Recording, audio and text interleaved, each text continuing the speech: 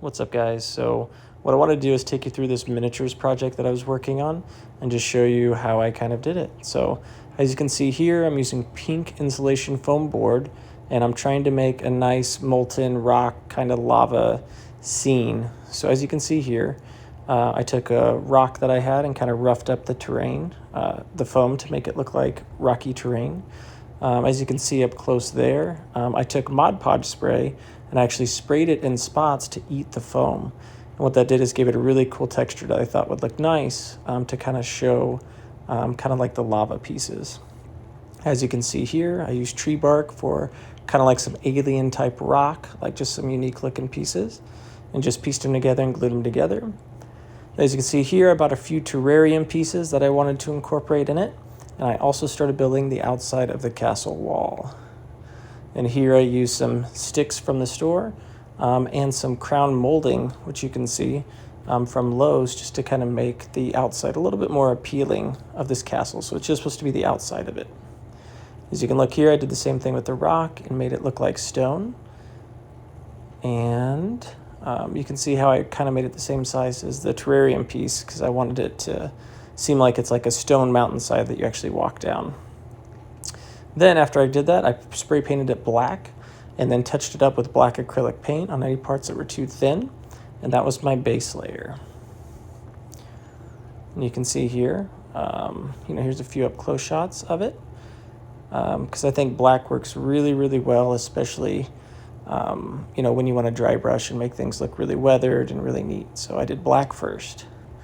Then, as you can see, I did the stone color. So that was using a medium gray, and I dry brushed it over the top. I did about 2 coats of dry brush just to make it pop. Then you can see the lava there.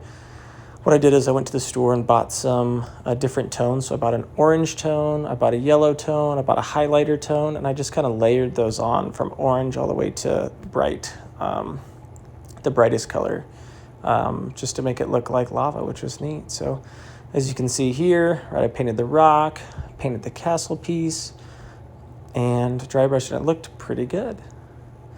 You can see some up close pieces here. Now, when I decided to put it on the terrain, it was a little bright compared to the other pieces that I made.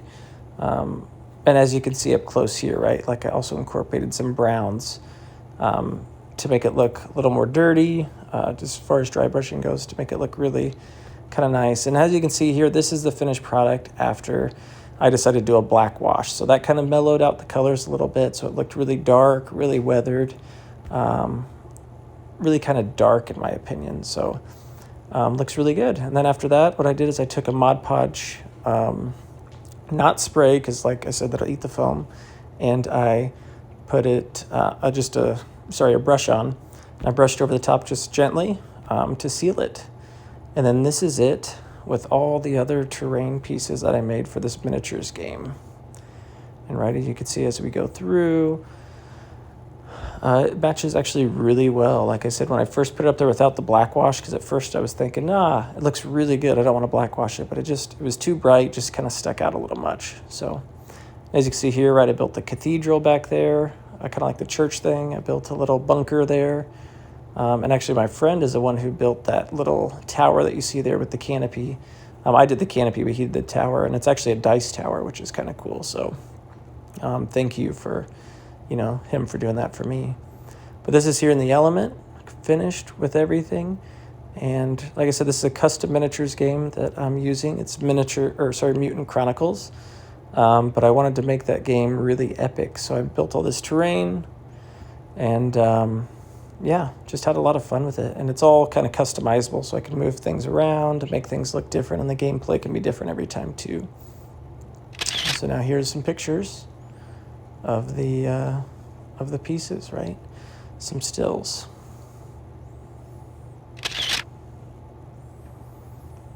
Cool. Well, as we go through these final pictures, thank you so much for listening to this. Hopefully you enjoyed it.